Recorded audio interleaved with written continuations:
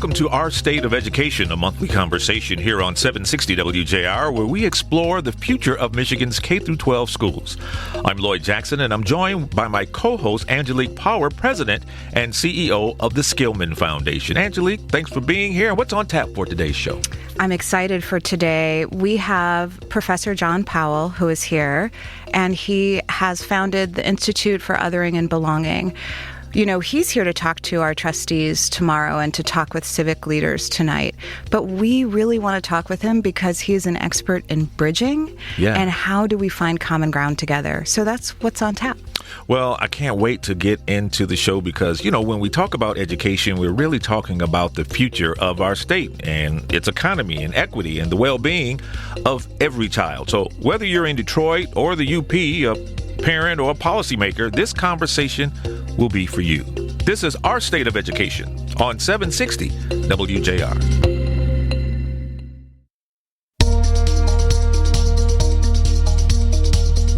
Welcome back to Our State of Education here on 760 WJR, brought to you by the Skillman Foundation, which invests over $20 million each year to strengthen education for students in Detroit and across Michigan. Now, to help us dive into today's conversation, here's my co-host who was recently named one of the leaders in philanthropy by Crane's Detroit Business, Skillman Foundation President and CEO, Angelique Power. Thank you for that. You teed me up in a way I didn't expect. That was so kind of you. I'm so excited. Today we have our guest, John Powell, joining us. He is the director of Othering and Belonging Institute at the University of California, Berkeley. He has led and founded institutes at Ohio State University. We'll forgive him for Ohio State.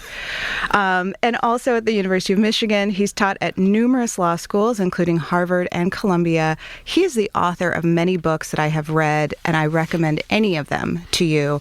The book that we have really spent a lot of time reading is one of his latest. It's called The Power of Bridging: How to Build a World Where We All Belong. Most importantly, John Powell was born and raised in Detroit. So please join me in welcoming John Powell. Thank you. It's good to be here, Angelique. So tell us, because I know you still have family here, can you talk to us a little bit about growing up in Detroit, first as a child, and what your reflections were of the city at that time?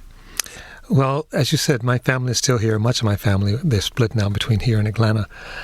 And I went to Southeastern High School, ran track, and some people may know my track coach was John Telford. And I'm sixth of 9 children. My parents were from the South. They were sharecroppers. I was one of the first children born in the North, born in Detroit. And I grew up on Ripale, which was called Black Bottom. And it was, very segregated, but also very lovely place. We played out in the streets and didn't have parks and stuff. We just played stickball and whatever we played. Like I said, I'm 6 of 9. I have 3 older brothers, which meant also that we fought a lot. I grew up fighting. There wasn't necessarily even anger around it. It was just that's just something you did. And a very loving family, and really, actually, I remember reading and thinking about, they said the country was majority white, and I think, where are all these white people? I don't see it. They weren't in my neighborhood, as far as I could see. My father was a Christian minister, Church of Christ, and I talk about this in the book. The thing that was so powerful about my family was just so much love and so much attention. We didn't have much material, but we had so much in terms of heart. In a way, going away from Detroit, I went to go to school out in California to Stanford. It was a shock to be around that much wealth. Mm-hmm. My roommate, freshman roommate at Stanford, was a billionaire. Mm. And a lot of us were sweating the draft. He said, "What's the draft?" Never even heard of it. Mm. So I feel like I got a really strong foundation. And in many ways, I feel like Detroit is still home. I always feel special. It was also very painful for me to watch the city decline, watch the buildings crumble, and it's nice to see some remnants of it returning. But anyway, I love the city and obviously love my family. And I feel like I got a good launching. There's so much that we're going to talk about in terms of othering, belonging, and then tools that you can actually use to find a way toward each other. In the book, you actually describe the first time that you were aware of othering happened here in Detroit and happened in church, actually.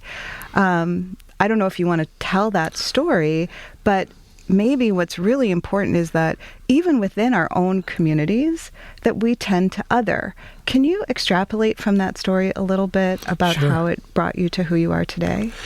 Yes, I think in many ways the book in some ways is a lot about belonging, and the opposite of belonging is being othered. To say you don't belong here, you don't belong in this school, you don't belong in this neighborhood, you don't belong at this party. And so in many ways, the first place we really experience belonging is in the family. And I like to remind people that literally we're all born in the world physically attached to another human being. It's not just a metaphor. And that physical attachment is severed, but there's a spiritual attachment that if we're lucky will never be severed, that we're attached to each other.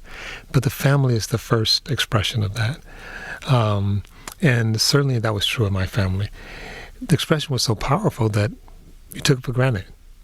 That's just family. You don't think of what it would be like to be different. And as I said, my father was a Christian minister, so it was the family, and then it was the church. The church was another deep place of belonging, then the neighborhood and the school, sort of in that order. At the end of the service, on any given Sunday, the minister, sometime my dad and sometime others, would end by saying, "Does anyone have any questions?" And it had never occurred to me that no one had ever asked a question. I was too young to know what a rhetorical question was. You were 9 or 11. Yes. And I had started reading. I was a little bit precocious. So I started reading about the world. And it became clear to me that there were a lot of people in China. There were a lot of Chinese. And that most of them, the vast majority of them, would not be exposed to Christianity. And the church taught that unless you were baptized, not in the Christian faith, but in the church itself, you were going to be consigned to hell for all eternity. That seemed problematic to me because I knew, okay, there are a lot of people that's going to hell, and many of them never even heard of Jesus.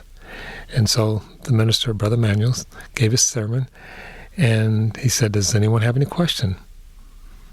And I stood up, and I was 11,